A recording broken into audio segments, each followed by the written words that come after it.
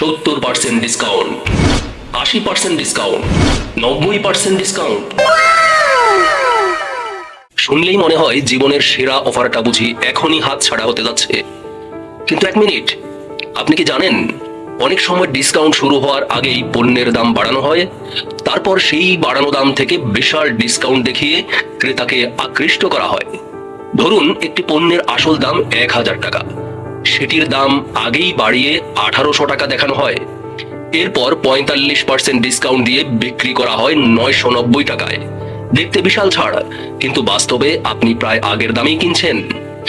এটাকেই বলা হয় ডিসকাউন্ট ট্র্যাপ। তাই শুধু ডিসকাউন্টের শতাংশ দেখে উত্তেজিত হবেন না, দেখুন পণ্যের আগের বাজার দাম কত ছিল, অন্য বিক্রেতারা কত দামে বিক্রি করছে এবং আপনার আসলেই পণ্যটি প্রয়োজন কিনা। মনে রাখবেন, সেরা ডিসকাউন্ট হলো সেই পণ্য না কেনা যেটা আপনার আদৌ প্রয়োজন নেই।